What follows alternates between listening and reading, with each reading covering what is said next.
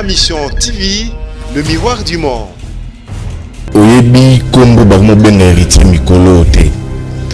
Bakomi ko benga musicien présidentiel. Mais eloko héritier asila ko sala ngape na landaki na ba vidéo, il reconnaît le fait. Mais je n'ai pas compris procureur ba memeli héritier a sambisaye après ko sambisaye bazui ba mapeye. Donc pour mapeye c'est-à-dire quoi? Bazungoli na régime ya zalaki ba tie sous régime de détention préventive. Coup de téléphone. Yaba entourage à président. Coup de téléphone magique, faut le bas coup de téléphone magique. Yaba entourage. Coup de téléphone magique. Banda na cabinet na au sommet ya cabinet ya président de la République. Na ba conseiller. Tozo condamné héritier, to condamné Pélissoso Chadari. Parce que acte immoralité zalika kakolakisa biso ba partie intime na biso te, y compris aussi na ba langage. Héritier, soya zalaka na bokonzo a sécuriser kaye, même le procureur peut akolo bano ngana libérer que héritier so liberté provisoire, ba benga ye, ba yebisa biso mon conseiller nazo sécuriser héritier parce que moi je ne peux pas encourager. C'est un monsieur c'est pas un monsieur, je répète pas un monsieur, c'est un petit petits gens. Ce sont des petites gens amutassés. Moi, Congolais, j'ai envie de Congolais parce que dites-moi, héritier m'a dit on ne va véhiculer quel message?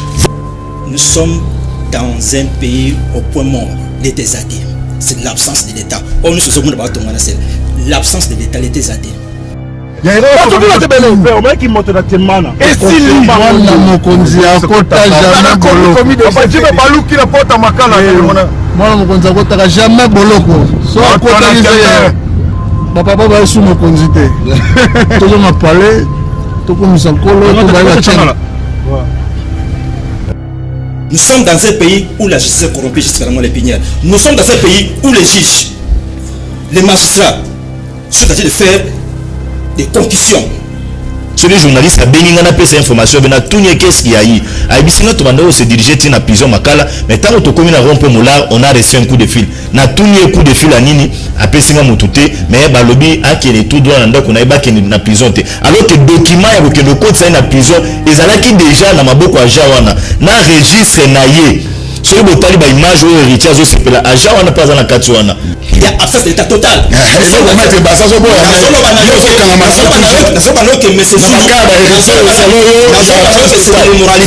Cela reflète le comportement d'un homme.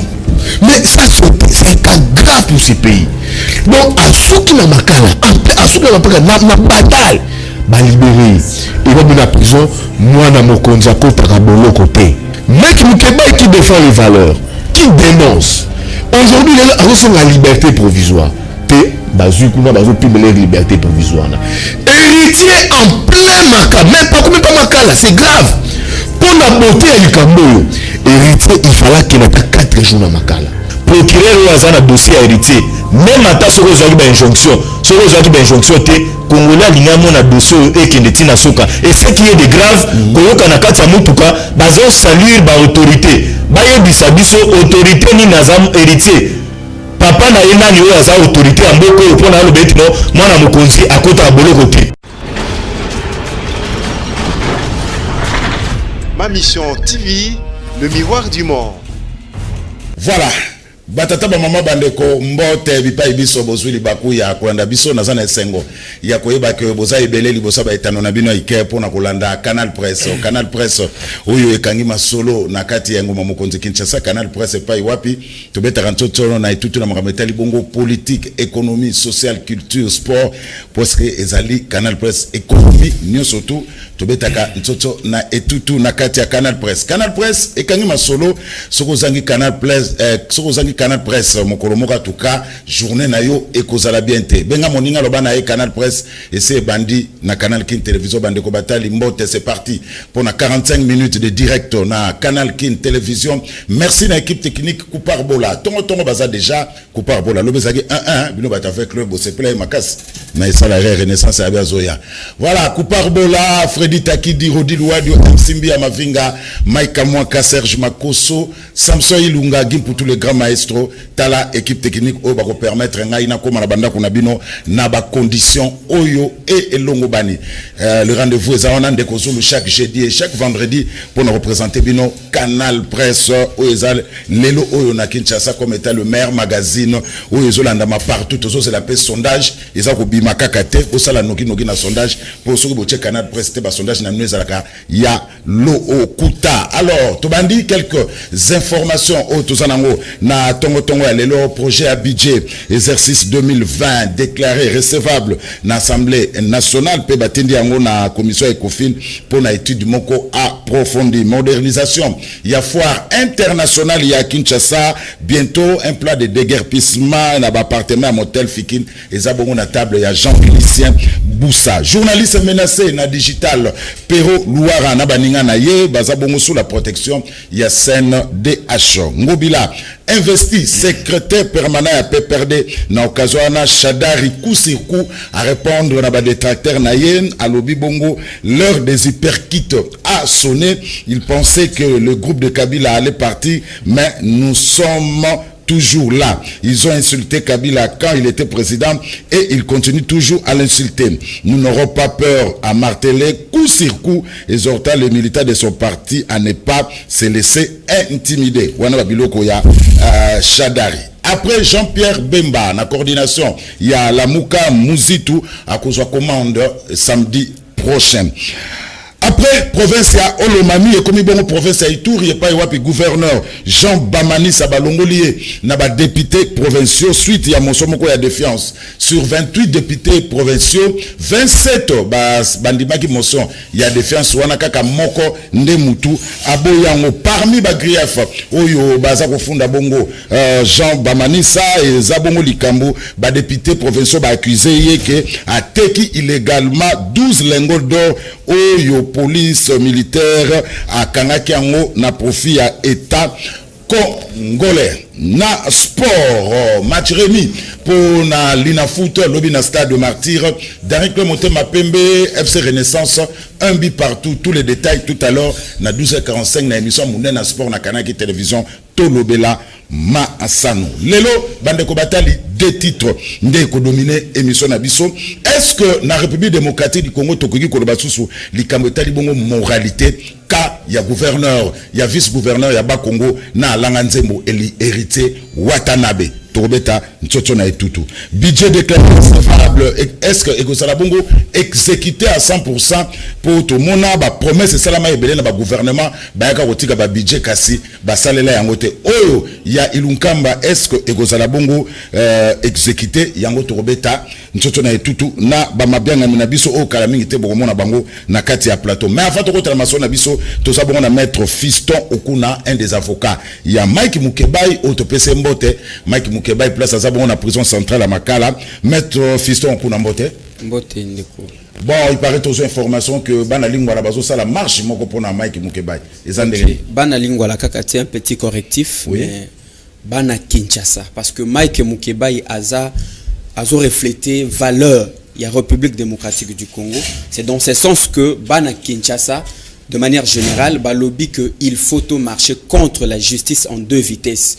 Oyo, ils ont privilégié, ils doivent subir bien qu'ils défendent le cause juste du pays. À l'occurrence, vous venez d'annoncer d'ailleurs la situation ya batuloko ba héritier oyo interpellé ozolo bawana oba interpellé qui en cours de route, c'est ma toute première fois, c'est déjà une jurisprudence, je peux dire en cours de route mutu azo zoa comment je dirais liberté provisoire en cours de route. Voilà, imaginez, c'est une jurisprudence au dozo mona. Téléphone liberté provisoire en cours de namutuka. C'est une jurisprudence. Comme Mukebai parle des situations sacrées à Mboka, Mukebai mérite être incarcéré. Naba François Oazali, référez-vous à la situation ya Vijana. Il a parlé Katiba Misala. Quand maintenant yé kozongela kokangisaye yangoana makamu o ebimi awa. Bon, c'est quoi marche za mkoloni ni banda wapi pe kosuka wapi? Marche et kobanda comme il est élu de ya commune ya Lingwala. Marche kobanda na maison communale ya Lingwala. Inde tokine na palais de justice pour déposer mémo et pour décrier ba mauvais système oyo et ça d'application. Na kata mémo na bino bokomi nini? To lobby makambo ebele mais peut-être to réserver ngo pour la justice. Bon maintenant comment se porte Mike Mukeba na prison? Mike Mukeba aza bien, aza très bien parce que c'est un combattant. Azo persévérer jusqu'à la preuve du contraire, il ne peut jamais fléchir face à ces oppressions au Bango Baosala. Il est là, il gardera toujours son bon sens jusqu'à la fin. Et en tout cas, peuple congolais, la population quinoise, je vous informe que Mike Mukeba il va bien. Peu importe les informations bizarres qui circulent à son nom, mais il est là, le combat continue. C'est de cette façon que nous vous invitons. Tout ça pour inviter Congolais, papa. Ouais, ok. Ok, tout ça pour inviter, bon, pas inviter, mais toujours préciser que Batoubaya, au Baotou Nabiso que marche Kozalakan, c'est déjà ce samedi. Lié à rassemblement, maison communale, il y a Lingwala. Na 8h. Voilà, na 8h, Batoubaya, samedi.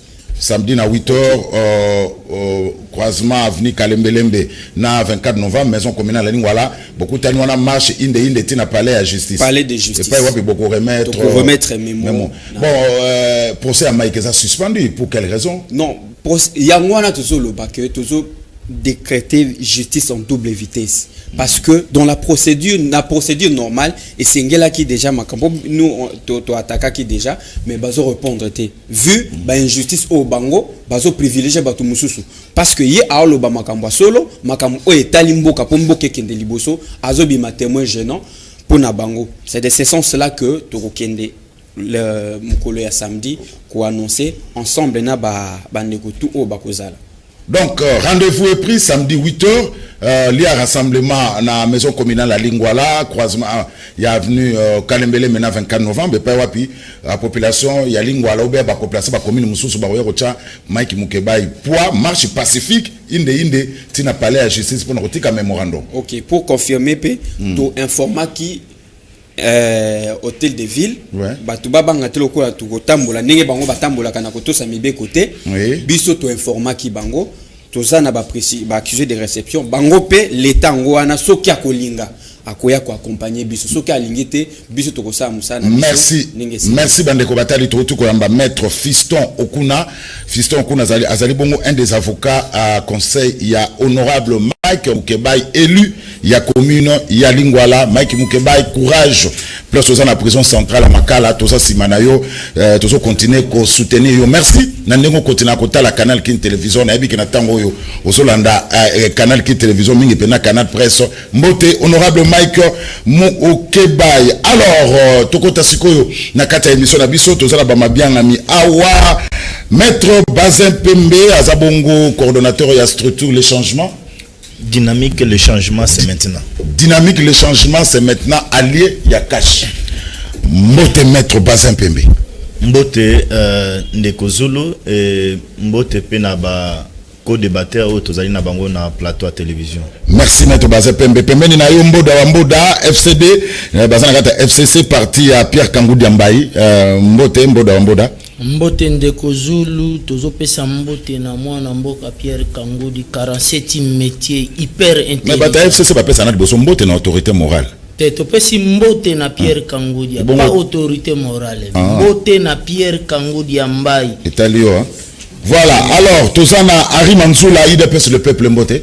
Mbote Ndeko Zulu, mbote pena bandeko nyonso tokutana bona message. Alors l'homme de toilettage technique Yves Bouya mbote. Mbote Ndeko Zulu, mbote na ba Congolais nyonso.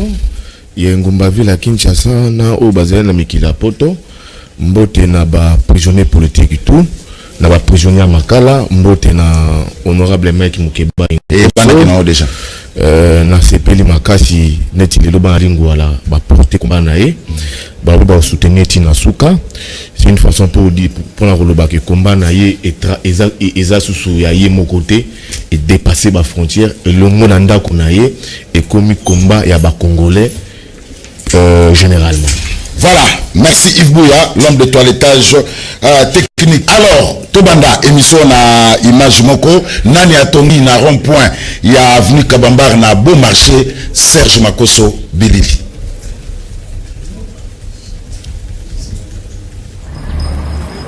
Tozana commune ya Barumbu, a tozana rond-point il y a Kabambar Bon Marché, rond-point ezalaki na ba pelouse tomoni ba kotonga bandako. Tozo bate nani ay kotonga bandako awa. Biso tozali ba tozo soutenir président Félix Sekedi. Autre député Roger Bimola ya Bon Marché, ya Barumbu parce que rond-point batonga bandako te. Totuni gouverneur Jantini Ngobila. Biso ba tozo soutenir président Félix Sekedi. Nani atongi bandako na rond-point ya Barumbu et bomi visibilité à rond-point. Merci. Sauvons la ville de Kisasa.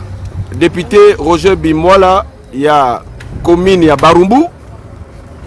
Et donc, on va s'en à rond-point, merci. Voilà. Ça ne se passe qu'en République démocratique du Congo. Maître Bazin. Oui, merci pour l'image. Oui, Nalandi Image. Merci pour la maloba.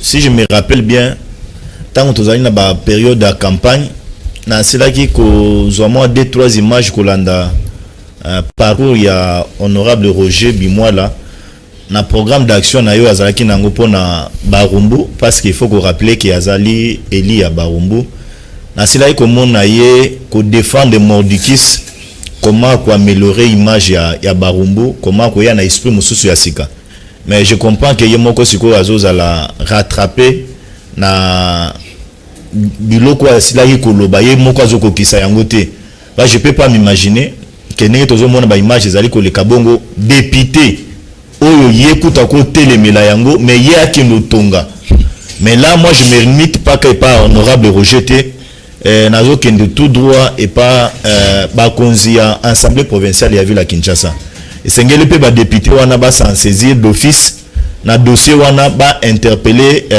honorable wana pona à répondre à expliquer population sur base de quoi parce que le loco tozomona ezo répondre à ta na critère ya social vie sociale ya population te na ebité za eloko na privé a gocha bato wana ba bando futa mbongo loyer et okenende pa na ye pour na vie na ye pour na préparer peut-être campagne na yeninga o mibongisa mais ya ko sala bongo je pense que na ko interpeller pe bourgmestre azape na ndingisa mais na chef de quartier pe bako suspendre ba travaux na degré zali wana ba suspendre pour na continuer te pour na la kisana no mikanda ni ne PC ningisa tonga place ya l'état est-ce que azana certificat d'enregistrement est-ce que azana fiche parcellaire est-ce que azali na acte de vente oyoye et ko pesa ningisa atonga place wana je pense que ceux qui va conseiller assemblée provinciale bazo landa biso ba interpeller d'urgence possible merci alors merci alors l'homme de toilettage technique est-ce que ça permet à kotonga na ba rond-point mais c'est quand même grave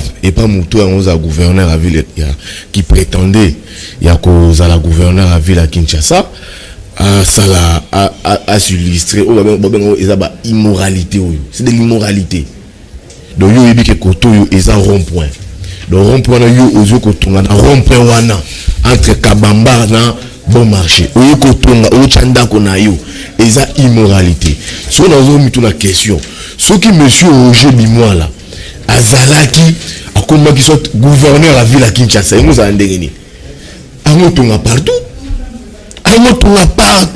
so mon espace dit construisez-moi ici na ba français na course à batouana construisez-moi ici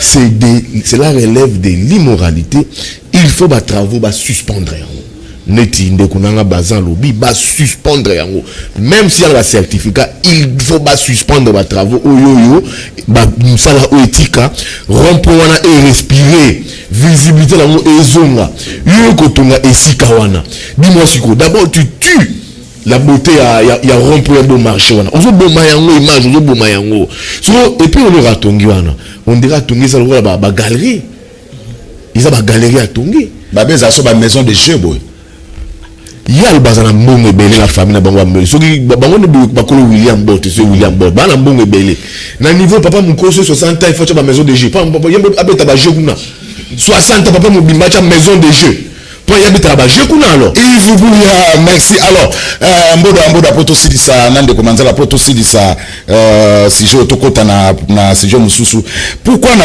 République démocratique du Congo place boyebi ke bakoyi kotonga te mais ils ko tonga kaka mboda mboda. Bon, c'est normal ce qu'il est tapé c'est Ngindi Satonga. Na rond-point. C'est normal ce qu'il est tapé c'était. Mais ça construction anarchique. Non, le problème c'est quoi? Au Monimbo on a bichoua parce que toujours ba droit de l'homme et droit de l'homme. Il y a un problème de justice. Ce qui a zana ba norme ya document qui a tonga même azana mbongo te même ana nombo ke azana droit ko tonga. Azana droit ko tonga ndeko il peuple. Oso partager pour de vie en mboda.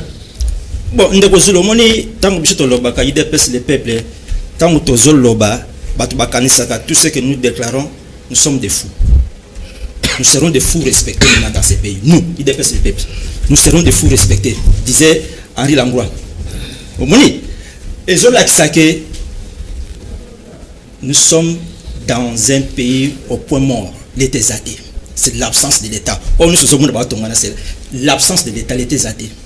Tant que tu as battu que l'été athée, tu vas quand tu as tu vois, même pas député au sol, ou député Lyon, ton nommé. C'est aussi la conséquence. Ils étaient des députés nommés. C'est pas des députés élites. C'est pas des députés élites, c'est des députés nommés par la volonté d'une seule personne. Vous savez là, je t'en voulais encore. Il faut que ce soit là, il faut que ce soit là. Pour comprendre.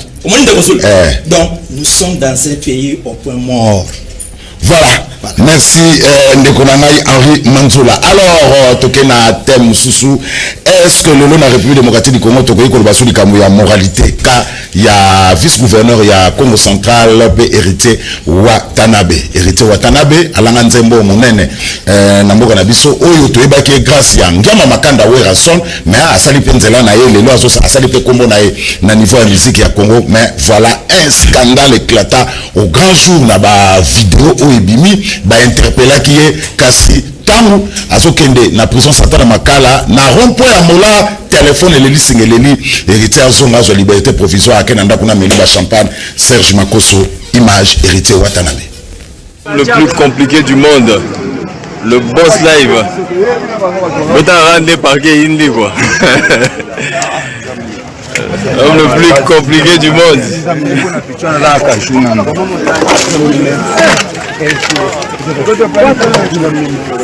Yeah, voilà la poignée.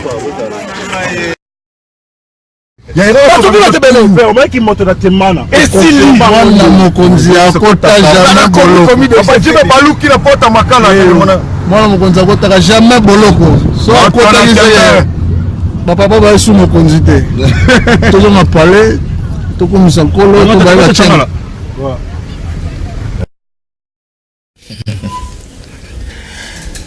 Maître Bazin Pembe mwana mokonzi jamais akotaka boloko oyoki yango malgré scandale au grand jour mais mwana mokonzi jamais akotaka boloko. Ce sont des situations où elle est kaka na République démocratique du Congo un pays d'exception. Oui, merci beaucoup. Na ko aborder question ya héritier na baspect belé parce que nazali pe motopé ya mibeko, je vais aborder dans le sens politique, na aucun dépôt sur le plan des droits et je peux chuter peut-être sur le plan social et là quand ils ont même la bisonine. Mais je reviens un peu dans lomba monyo sur na aspect au ndeko auti koloba ya et que les pays ezali presque ya kokufa. Mais na rappeler ndeko eti non ngana ye tozali na ndingi sawana l'État peut avoir ce pouvoir de dénoncer les actes contraires à Mibeko. Donc ne mettons pas tout car on a responsabilité à l'État. Nous avons aussi ce pouvoir là de dénoncer. Il y a un acteur politique tant que les médias, accorder biso parole. Nous avons intérêt à interpeller justice. Donc on ne peut pas prendre les cambons de Katumina Nzela koyango kochango na charge ya République ningi na yoki passe aux IDPS le peuple kochango peut-être à partir à Moutou Amboka Tiko kitanasi non. Nous faisons la politique pour apporter ma proposition na bilo muso pour Amboka Kende Liboso. Mais na acte ya héritier oyebi tozo condamner héritier to condamner pe lisoso Shadari parce que acte immoralité zalikaka kolakisa biso ba partie intime na biso te y compris aussi na ba langage parce que nyonso to ezali monoko nyonso to ezali ba acte na koyoka ba acte ya barbarie ya Shadari kobimisa kosala scène politique comme milieu moko ya boxe ya ba hyperkit ezali problème ya éducation. Donc nous avons intérêt biso ba acteur politique to adimisa na population biloko ezala mutu ya pona été politique et Kennedy Bosso parce que c'est une politique ce qui s'est transformé le long d'un milieu moko ya bagarre milieu moko ya insanité et aux amala muté héritier d'abord il faut ayeba et que eloko asali c'est contre la loi. Celui qui a mibeko na biso loi pénale modifiée il y a 1940 où ils allaient compléter na loi où basila ko modifier en 2006. Ceux qui n'a pas sanité pas ces articles na article nango 167 na 168 ils allaient punir acte oyo héritier à utako sala na copine na ye. Mais il faut que ça la différence. Mibeko ils allaient punir le fait ya bato ko filmer ko filmer wana mibeko ils allaient punir yango te. Mais mibeko ils allaient punir le fait ya au filmer aux zoango bois qui a place publique. Wana nde siko s'est transformé et comme une infraction autobengi attentat à la pudeur où ils allaient punir na de 1 à 5 ans ceux qui n'a pas sanité. Mais eloko héritier cela ko sala ngape na landaki na ba vidéo il reconnaît le fait. Mais je n'ai pas compris procureur ba memeli héritier à Sambisaye après que Sambisaye bazui ba mapeye. Donc pour mapeye c'est-à-dire quoi bazungoli na régime ya zalaki ba tie sous régime de détention préventive. Bapesi que non azala na boloko provisoirement jusqu'à ce que bazoko examiner kanaye. Mais bazuye batie na mutu ko ememaka bato na prison mais arrivé na niveau ya rond-point Mola na banda ba libéré na téléphone ba libéré. Moi j'ai fait mes enquêtes na keti na agent ya parquet ou ya libérer bato wana parce que lorsque je vis libération ya héritier ça m'a fait mal comme acteur politique où on a besoin il y a information vraie celui journaliste a béni ngana pesa information bena tunye qu'est-ce qu'il y a eu abisinga to banda se diriger tina prison makala mais tant que to commune na rompo molar on a reçu un coup de fil na tunye coup de fil à nini apesinga mutute mais ba lobby akele tout droit nda ko na ba ke na prison te alors que document ya ko le code ça na prison ezalaki déjà na maboko ya jawana na registre na ye sur le tali ba image ou héritier zo sepela agent wana pas na kati wana donc il fallait bambano mais maiti na prison mais héritier il faut comprendre que na procureur ana kolobaniti avocat te pas no balobano yoka avocat ninga zo interpréter pour que ana kolobaniti politique procureur ou azana dossier héritier même ata soko zo ba injonction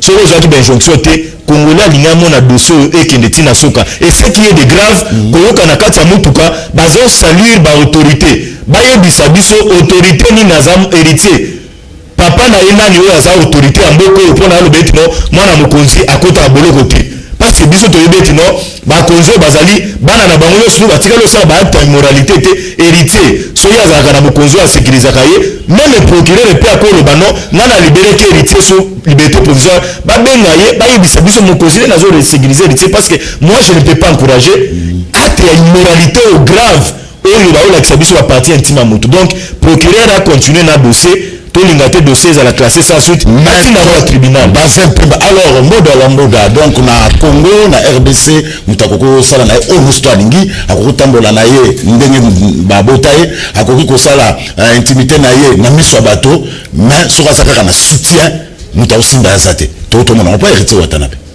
Non, le problème est à tout ça n'a problème maintenant tout c'est basé problème ya budget ya mboka nini rémunération brute na net tout comme na mambo héritier non et ça moralité parce que na RDC comme normal total comme la vice gouverneur il y a Bakongo normal héritier normal tout ça bantu quand même de là les problèmes est nini oyebi Congo depuis et bandeli ya mboka oyo soko zana puis okozala libéré mais héritier loko asali phase à la condamner mais comme une repos moral moral na bandale parmi les téléphones ya ba grand homme ya mboko tant bozoro baliti côté la corruption ko tikala kozala na mboko te il faut kuyeba ki mutu na mutu azana batu no ba soutenir héritier phase 8 azwa peine na ye na kati ya prison même 1 mois 2 mois 3 mois il faut accepter ango na kati ya prison mais lelo ekomi ke ngana mutu atele na mutu PGR na mutu atele na mutu azul so mboka ko marcher ndeni tozotala mboka monenge maté voilà l'impunité voilà merci l'impunité continue de Kouari Mansoula impunité se continue parce que tout comme on a voiture bato hérité balobi que moi na mokonza ko takabolo côté alors impunité continue nango mais na émission de Kozulu o tozolo ba awa bato sengel ba fungola matoyi poto tobola matoyi bato bayoka ozolanda que nous sommes 165e selon le rapport Transparency International. Nous sommes 165e sur 176e en matière de corruption. Nous sommes dans un pays où la justice est corrompue jusqu'à la moelle épinière. Vous comprenez? C'est-à-dire, là, comment ils vont marcher, c'est tant qu'il y a absence d'État, il faut pas comprendre. Il y a absence d'État total.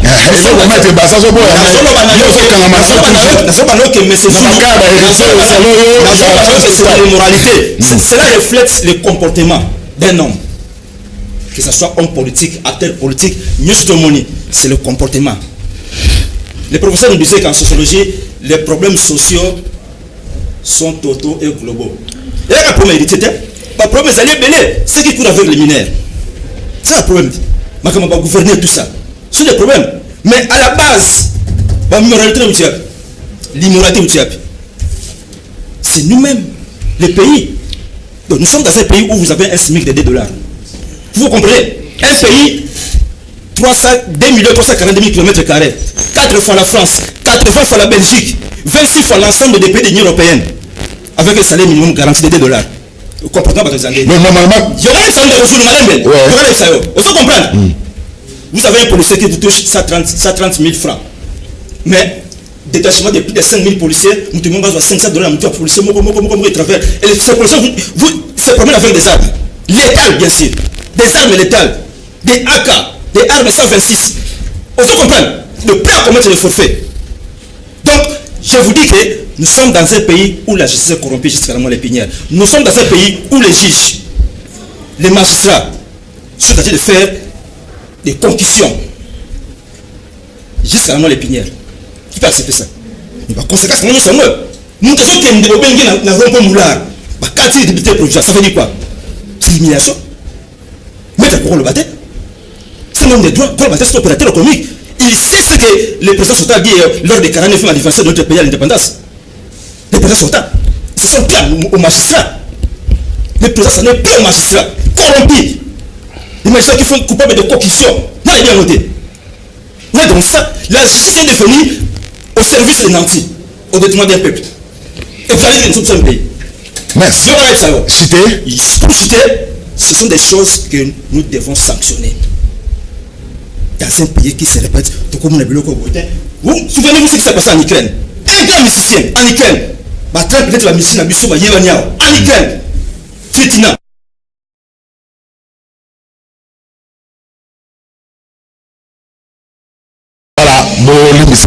Bandeko Batali Kouré Katanaï. Donc tout ça là bas groupe électrogène tout qu'on a raté chaque tombeau et ça rend à Canal Presse. Donc Kouré fait Katana. Voilà, grâce à ba effort à ba technicien, biso na tozo ngele bino direct pour continuer mission na biso ndeko ari manzala malobeza gombo kayo pour na kametali héritier ozaki na place que ba comme na repas moula ba bengi ba katana vérité au chité pour tout. Non, chité on a des problèmes.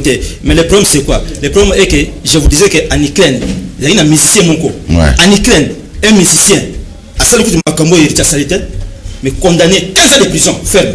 15 ans de prison. Il s'appelle Tritina. Vous comprenez? Ça veut dire que, je dans le monde de Bissoboyo, soit on dit la conséquence de ça, la RDC se trouve dans cette situation où on montre comment il y a immoralité. Aux Hollandais, parce que en 1960, je me souviens, le 14 janvier 1960, mais le monde disait la justice. Sans la justice, il n'y a pas de dignité dans ce pays. Vous comprenez? Ça veut dire que quand j'attends autour des tables des intellectuels qui se disent des intellectuels et défendre prendre la part de la justice, alors que nous savons que Baterme Bouti, 3 faits, veste, villa, voilà, merci. Et coupable de concussion, de corruption. Henri Manzoula, il déplace le peuple. Alors, pour tout ça, premier thème, tout qu'il y a deuxième. Alors, l'homme de toilettage technique. Et ça, pour les musiciens, Babouakaka, Bakonzi, il y a un comme un privilège, il peut se permettre, dans le salon Makamono, surtout au Bagoyo Sala, conséquence, musique, le Koufi, tout le cas, na politique. Est-ce que au salami pour na hérité on a au asali bosoli bosoto partout par un coup de téléphone balobi na azonga azu liberté provisoire, est-ce que c'est normal na République démocratique du Congo? Ndeko Zulu oyebi kombo bakomo benga héritier mikolo te bakomi ko benga musicien présidentiel,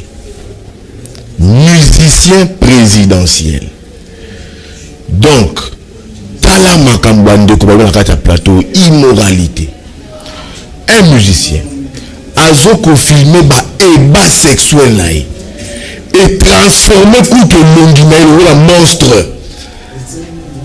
comme lokola ndoki monstre image wana ils divulgué nani contre ba débattre qui a diffusé l'image qui a fait foutre l'image là où le dossier est grave justice est sans saisir un dossier et convoquer héritier pendant 2 jours va confronter la mwasi va yoki bango va auditionner bango après 2 jours de confrontation va juge va lever décision va lever option va tirer en détention préventive va condamner Naza muta beko te maintenant na beko va tirer en détention préventive en attendant instruction et bande négocier à côté d'un fourgon à commis un rond-point moula à quelques encablures ya makala coup de téléphone yaba entourage à présent téléphone magique faut le coup de téléphone magique yaba entourage coup de téléphone magique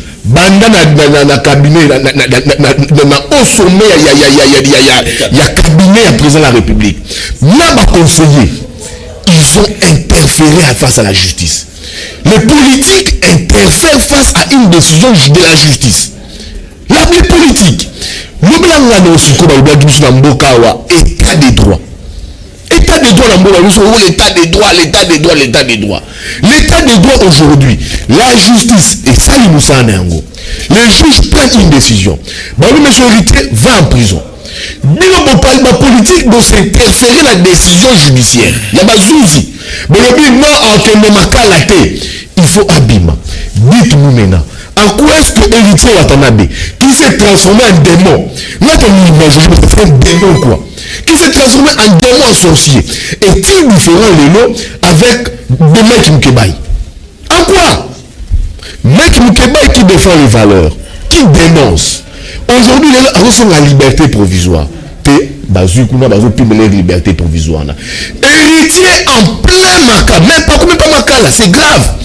Pour la beauté à Lukamboyo, héritier, il fallait qu'il ait 4 jours dans maca là. Et puis la reste après. Kofi l'a fait, Chibala l'a fait. Mais ça c'est un cas grave pour ces pays. Donc à ceux qui n'ont maca là, à ceux qui n'ont maca là, n'a bataille. Ba libéré et va dans la prison moi na mokonza kota kabolo côté mais dites-nous l'air Félix Tshisekedi en quoi c'est différent de l'air Kabila parce que Tshisekedi a fait il y a héritier on a vécu ça sous Kabila une justice qui obéit aux ordres dites-nous maintenant état de droit na Jerusalem mandengeni ngai na kumubanga na kumubanga ba promesse ya président de la République pas de l'état de droit. Nous avons une justice jusqu'à présent, il faut le dire, à double vitesse. Une justice aujourd'hui maintenue par des nantis. Pour chuter, c'est quoi? Monsieur héritier Watanabe, c'est une honte pour la République. C'est une honte pour la République. Je vois c'est un garçon avec un costume, il aime l'élégance, il aime se faire voir que c'est quelqu'un d'intelligent. Qui retient dans sa tête, c'est pas quelqu'un d'intelligent. C'est une honte pour la République. Moi à sa place j'allais m'exiler. C'est une honte aussi pour lui. Une fille qui a 18 années, qui a 18 ans, Héritiana, une grande fille qui se met à sa place. Et puis Héritier n'est pas à son premier coup. Non, c'est un garçon à mettre ma forfaiture. Moi je l'ai connu, moi je suis des bandales. J'ai connu comment ce garçon se comporte. C'est un garçon qui a un problème dans sa tête. C'est un garçon qui n'est pas un exemple de la société. Pourtant, dans le rôle de la musique, il veut jouer un rôle social. D'un niveau naïe. Mais ce n'est pas le cas. C'est un monsieur qui est, c'est pas un monsieur. Je répète pas un monsieur. C'est un petit, petits gens. Ce sont des petites gens à moutassé. Moi, Congolais, j'invite les Congolais parce que dites-moi, héritier Manzé, on va véhiculer quel message? Quel message Manzé? Merci Yves. C'est lui qui s'illustre, il a confirmé un bas sexuel naïe. Quel message il va chanter la musique congolaise? Écoutez, la musique Nabiso est comme un objet de dépravation de mœurs. Héritier est un objet, il y a dépravation de mœurs. Merci Yves. C'est un monsieur aujourd'hui qui ne mérite aucun respect dans la société congolaise. Merci Yves. Alors, deuxième thème, Maître Bazin, voilà, budget déclaré recevable na niveau ya Assemblée nationale créé par renvoyant na commission ya Ecofin pour une étude approfondie. Ma question, Mutuna Nangesa Liboembo, mboda tomona ba gouvernement ebele baleka pour na likameta le budget mais exécution nango posera problème. Est-ce que le professeur Sylvestre Ilunga Ilukamba exécution nango ekosimba mboda mboda? Non, le problème c'est quoi? Tout à qui en 2017 à 2018 na budget mwana mboka Pierre Kangudi ambaye akutaki budget na 4 milliards de dollars. Wana matata poni. Il y a un problème de rémunération brute et rémunération nette. Mwana mboka Pierre Kangudi ayo komisa budget na 7 milliards. Ça budget il y a un problème de mobilisation. Le problème c'est quoi? Il y a un problème de mobilisation. Il faut que y bangon de Zulu. Pierre Kangudi il a fait 9 ans au dé de 96 à 2006. Azalaki OD. Ce qui chez nous na kisangani yoka na zo bien. Tout ça là qui na batolwa mwana mboka Pierre Kangudi ambaye mais province na se développer. Na cadre de rémunération.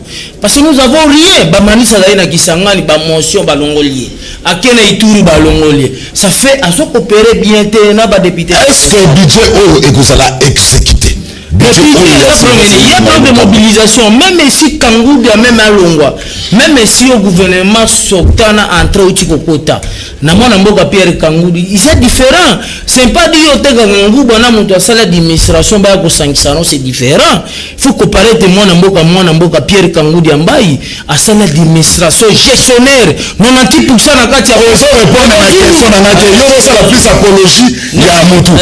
Est-ce que le budget est exécuté pour tout le monde va budget belé les cas et pour ça problème il y a exécution. Cette fois-ci le peuple va se retrouver parce que slogan Fatih Ali le peuple d'abord. Non, le peuple d'abord, le peuple va se retrouver, c'est 10 milliards de dollars. Fatih Botika, président de la République à Salamoussala, na etotika quoi combler tout. Non, le problème c'est quoi? Il faut tout mobiliser par recette. Il y a une rémunération brute et une rémunération nette. Botika Fatih Salamoussala, ce n'est pas le moment tous à la Vokangaebo. Ce que tu joues le qu'on a par rémunération brute, tu joues le qu'on a par Namboka Pierre Kangoudia. Tout il a on a par DGI, par combien par rémunération?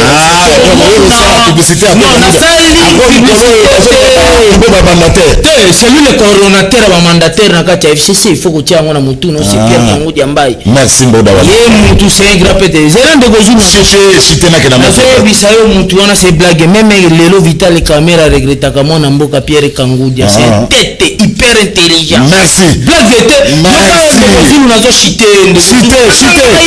Cité parce que quelle énergie moutou a sali ba mobilisation ya ba gestion financière na kati énergie. Tout le monde a santé les lotis na santé ba la mona mboka Pierre Kangudi. Ça la souple to quelle énergie, ça la clair ndeko. Merci. Alors merci Mboda.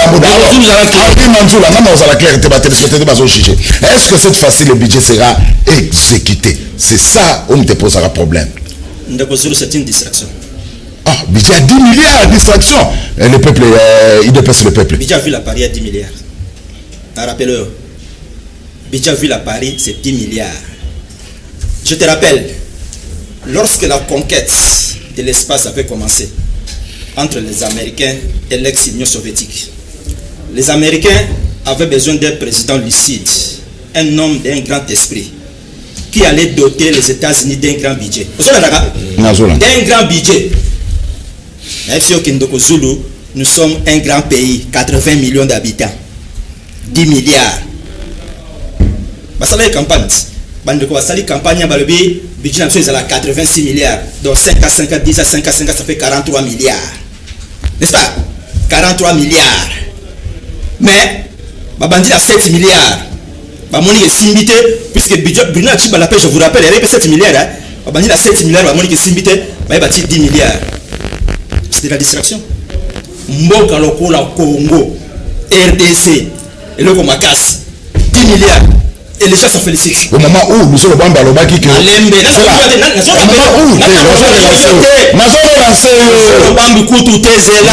fait Albert Yuma en état le bien fait que 15 milliards de tamboula chaque année. Ils ont compté la caisse à l'état ils ont compté la poche à battu. Au monde 15 milliards. Vous savez mais s'il était au début que Mboko n'a besoin de Kitabanze de ma casse. Bois. Donc 1 milliard. Et l'exploitation illégale, il va bosser au tambour. Ils ont la caisse à l'état. Mais quand j'entends autour de cette table, des intellectuels disent qu'avec 10 milliards, les abidjo et Longobani, ça fait la honte. La cité pas de Kozulu. La cité. Tout ça, il faut que le cité pas dans Moka de Kozulu. Télévision Satan. Pour mobiliser Bidjon Degni. Puis c'est bien vous avez mis. Mbongo à l'État va combattre 50%, Mbongo va combattre l'autre qui va minérer. Nous sommes dans la poche à battre. Au moment où chef de division, salaire n'est pas à l'État, c'est ça $30. Mon équipe a ton immeuble, il y a 5 étages. Mbongo les autres. Ça veut dire que si on t'a dit que tu mobiliser la recette, ça va le coûter. Pour nous, si on n'a pas le bagage. On a dit, en 2017, je peux mobiliser les recettes. Tu as éradiqué qu'une. Et tu penses à la matin. Mais quelle est la proposition selon IDPS le peuple? Parce que c'est bien de critiquer la proposition. Mais il y a une proposition. Tous ceux qui sont à la tête de ces pays n'ont pas été élus. Donc, nous sommes ce sont des gens qui ont élité. Ce sont des gens nommés. C'est l'habitude, là, 40%, attention, dans 10 milliards, voilà, la présidence, la primature, l'Assemblée nationale, elle a droit à 40%. L'habitude, voilà. Comment c'est là qu'on a été? Non, il faut chuter. C'est là, elle a droit à 40%. L'habitude, c'est mon nana. Donc, l'État, la présidence, la primature, l'Assemblée nationale, elle a droit à 40%. C'est pour vous dire que c'est-à-dire que c'est un problème de comportement. La classe politique congolaise est corrompue. Pour que que Bidjo est Salama. Merci. Ce sont des gens, opérateurs économiques, opérateurs judiciaires, ont un comportement semblable au gaz carbonique. Ce sont des gens qui se comportent. Merci, Harry Mansour. Alors, Maître Bazepembe, pour Harry Mansour et de le peuple, la côté Bidjo. Oui, d'abord, en ce qui concerne le cambo de justice, c'est que nous sommes d'accord que la réforme judiciaire est pour être magistrat aux hommes de l'eau, lobby base à la tête parce que nous voulons justice au Isaïa Malam. Donc ça, nous sommes tous unanimes que nous avons la réforme et salement. Mais dans le cambo de Kwazo, le budget, soyons réalistes dans le bureau. Je comprends aux un peu na expérience et belé na ba histoire ya mboka bipaya mais aux une histoire mboka Congoté. C'est ça la grande difficulté. Au lieu raisonner pour ce qui se passe en France, raison d'abord pour ce qui se passe en République démocratique du Congo. Na Congo, il y a de cela 25 ans. Tout ce cas-là, nous avons budget il y a 10 milliards. Il y a de cela 25 ans. Ça là ba recherche au Kouta Yango. Même moto a présenté budget na niveau de l'Assemblée nationale. Yemoko a le ba budget wana ils en ont faible. Alors le budget on est faible. Ils ont budget moko ko répondre na taille ya mboka neti République démocratique du Congo. Mais tant que tu écoutes mboka na ba condition boye, c'est tout à fait normal toi améliorer budget comme na taille ezali. Et puis ce que moni budget on ba zu par ya ba pourcentage belé ba attribuer na enseignement parce que c'est ça la grande priorité. Mais d'abord il faut se poser mettre basé l'exécution. Ça pose problème à la République démocratique du Congo. D'abord, je suis allé vite en besoin. Il fallait la remercier pour avoir recadré mon frère.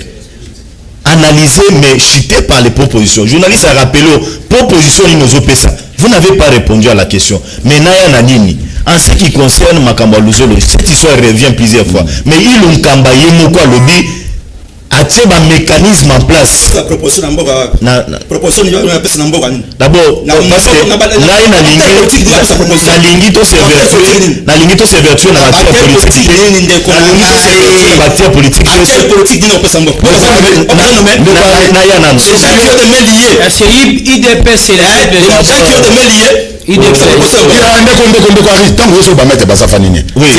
Ceux qui ont l'ingito dans le débat, on n'a pas ces questions journalistes. Je vais te rappeler que non, s'il y a déjà les inconstants dans la politique, au peuple congolais, qu'on a confiance, c'est le messieurs de Mouba qui doivent vous représenter. Détrompez-vous, messieurs. Mais détrompez-vous, messieurs. Non, attends. Détrompez-vous, messieurs. Il faut la protéger. Il est déconnecté. Non, attends. Il est déconnecté. C'est là.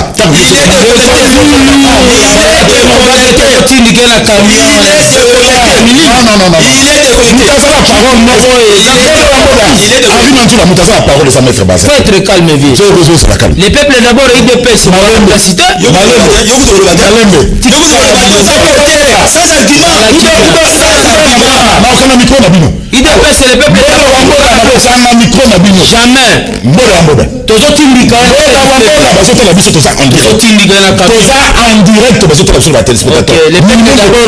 Minimum de respect envers les téléspectateurs. C'est normal. Maître Basso Maloba. Oui, merci beaucoup. Je vois vous êtes un aîné, mais on doit connaître l'histoire de Mboka Nabiso. Et puis, tant que vous avez un plateau à télévision, population Azolanda Biso. Nous avons intérêt à réfléchir pour la population Ayokabiso. Mais pour Naya Nao Nabanda Oloba. Donc 25 ans après tu as budget 10 milliards. Il faut encourager. Il y a beaucoup de présenter budget est faible. Et puis il y a un mécanisme comment lutter contre la corruption. DGDA comment coacher un mécanisme en place pour un niveau de frontière mbongo et bando kende lisusuté.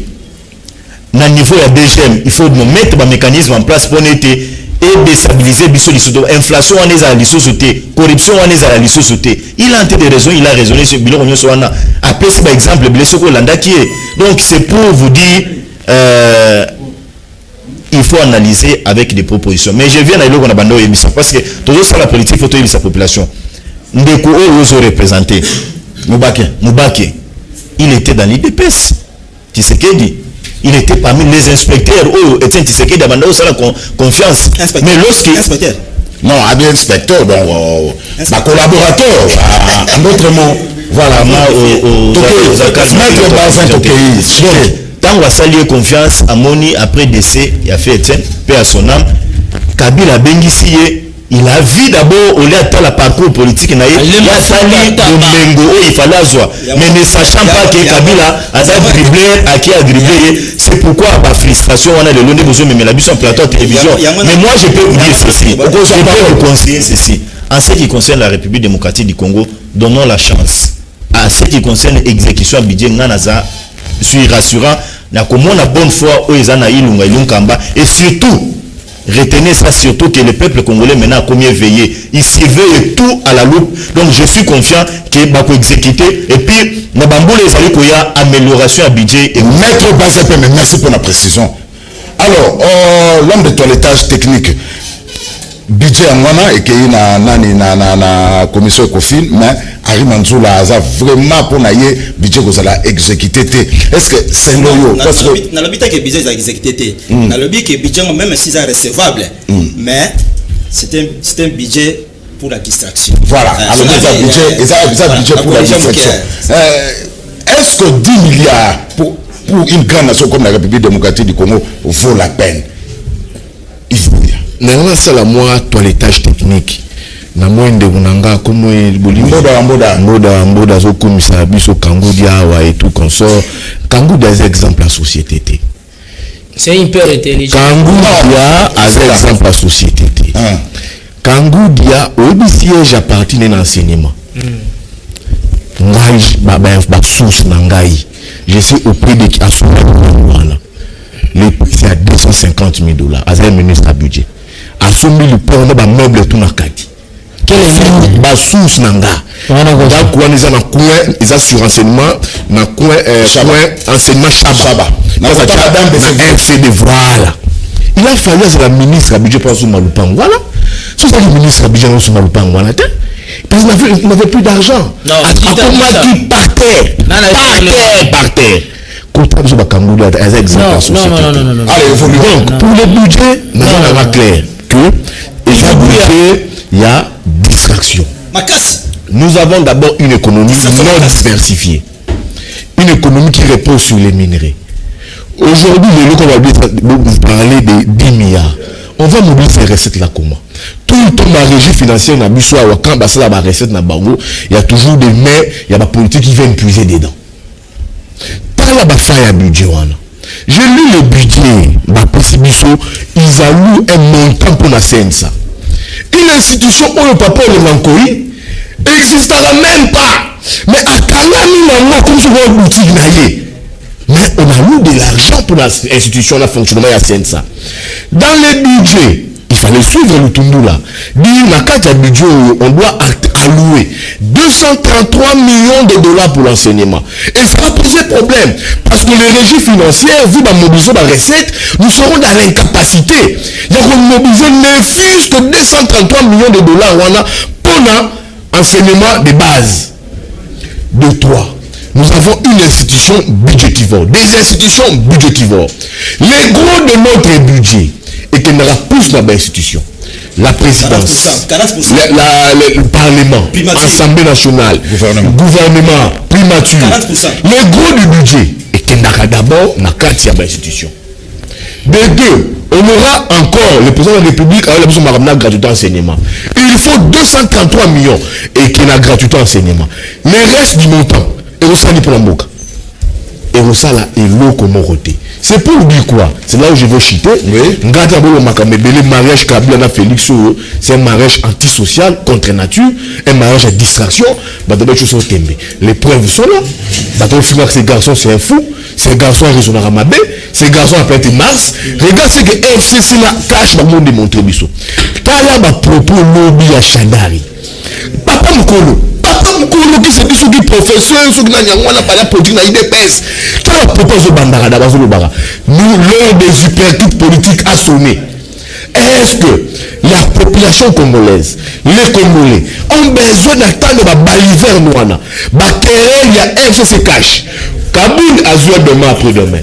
L'IDPS va mobiliser pour arriver naï. On va sous Kaboul, la permanence d'Abango, à l'Obalissou, baliver. Et on ne veut pas prendre les gens à nager. Il sortira des balivernes, mais il y a lobby l'heure des hyperkits à sonner. Donc, tout un moment, il y a distraction totale. 5 années au yo-yo que le peuple congolais puisse oublier ça. Ça sera une année, un quinquennat perdu d'avance. Merci Yves Bouya. Alors, tout comme une souka émission, nous avons la tour à table, une minute en attendant Rodi Douado et la SMS pour la moni Issa Salon à sa côté de Bissau bien costume ma taille donc nous avons ça qui matin n'est banda. Alors Mboda mot de la fin pour tout comme une souka émission. Non ndegona ngai Zoom le monde ngina noché na ba peuple ba auditeur na moi etando mukete. Moi rapide le bamba. On est caractère métier na ba rémunération brute. Surtout Ziba Toloko la bonne mboka Pierre Kamou na ba émission na Pierre Kamou na ba rémunération. Non, ce n'est pas un problème yanga. C'est le chef de l'État qui t'a désigné. Mais malgré toi dans la carte FCC, il faut faire attention. Moi na mboka Pierre Kamou azalaki OD 9 ans. On a 6 ans. Il faut faire attention. Il faut faire attention.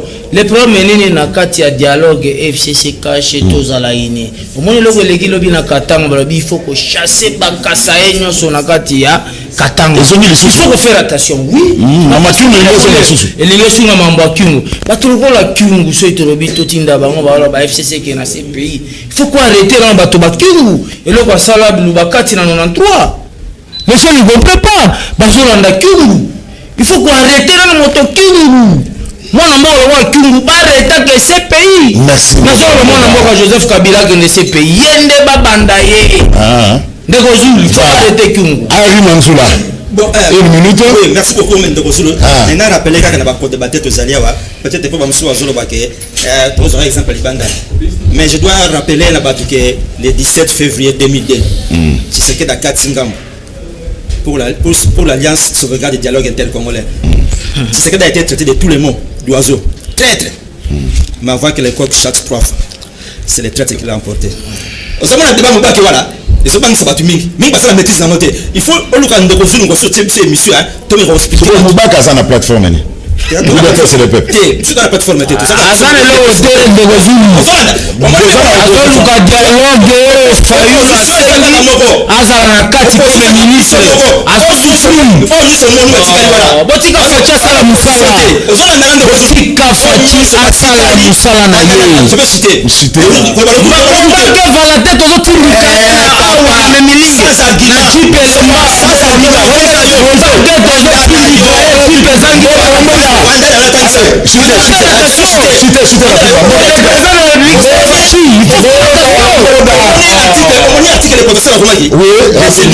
les élites intellectuelles ça la Sony. Voilà.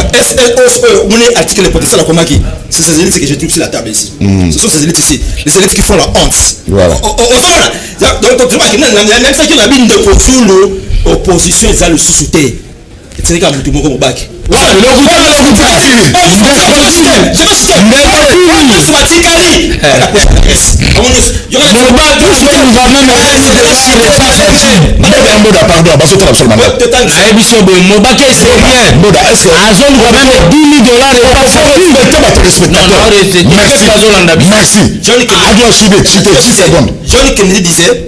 Johnny Kennedy disait bien avant la guerre du Vietnam, nous sommes les branches des mêmes arbres.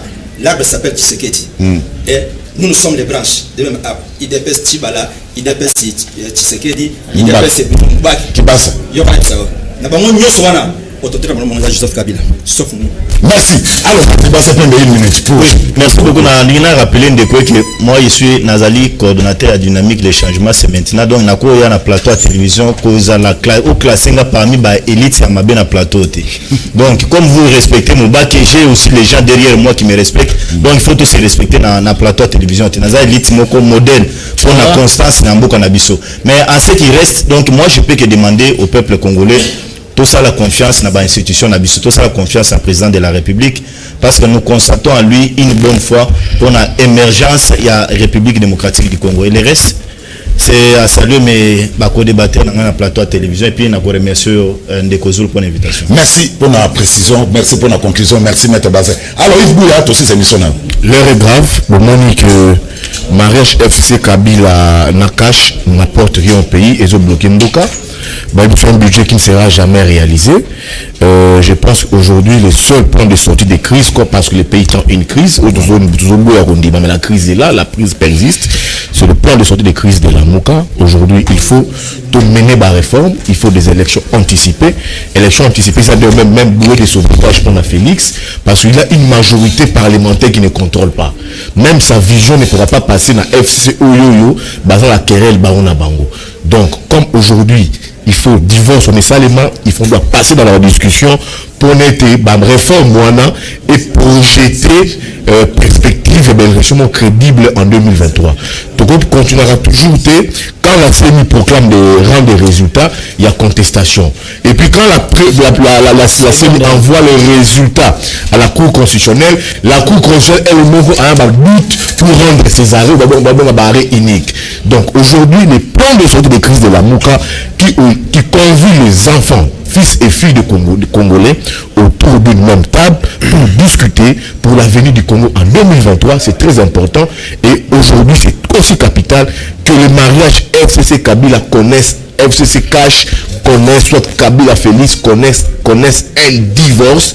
C'est le souhait du peuple. C'est une demande populaire parce que les FCC combat Félix, la coalition, le FCC va toujours demeurer une épine sous l'épée de Félix. Et dans la querelle, peuple ne perdre, peuple qui a la souffrance, n'a mené au colis, n'a qu'à tous les jours. Merci Yves. Un message. Biso population à Kinshasa, tout ça n'a qu'à makas na alt au héritier sali. Le col a lobby que moi na mokonza kota kabolo côté, aïba que tout ça n'a kanda nae. Le col a mibeko saka kapona batu bisusu ma misusu.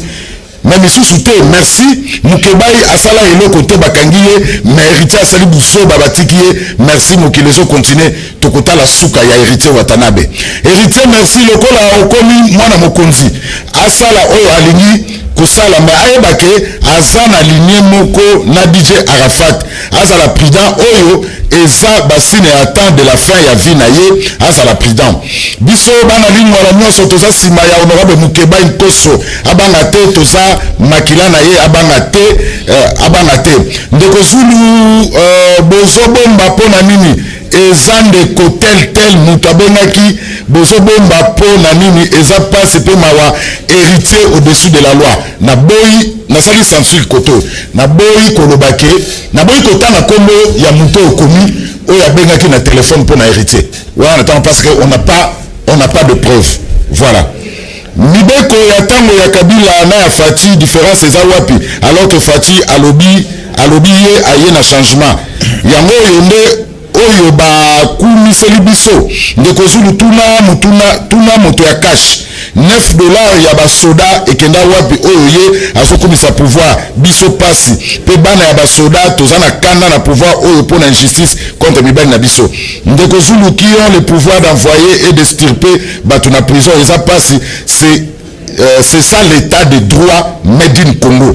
Ndeko Zulu tolingaka émission na yo pe tolandaka yango mingi mais tozo regretter na invité oyo bengeli biso na plateau oyo ya Kangudia manque d'argument babosa na argument te manque de réflexion et puis babi yo kaka Kangudia ndeko Zulu mutu ya Kangudia za hors sujet aza na kuti to nini po makamazo loba ezo yebana te ndeko Zulu CCTV déjà ekoti na TNT oui CCTV za na TNT CKTV ata bokoti bolongwa te en clair po tolandaka Canal Presse po biso toza na mbongo te toza babola pardon boyokela biso mawa po na information Canal écrit d'ici la fin de l'année biso pe tokota TNT eza mibeko merci ndeko Henri Manzula merci Mbado merci Mboda merci maître Basapeme merci l'homme de toilettage technique merci voilà merci na bino bandeko batali nde bozalaki belé ya kolanda biso Canal Presse amokola lelo comme na suka le rendez-vous pour la rediffusion donc pris na 21h30 et puis numéro mususu eza bongo lobby na 9h15 na kozala awa comme chaque jeudi et chaque vendredi kasi bobo sanate soko ningela maneza la propre Edouard Poba dessiné pressing place ndeko Zulu akenda Kanalemba sous région botikala malam.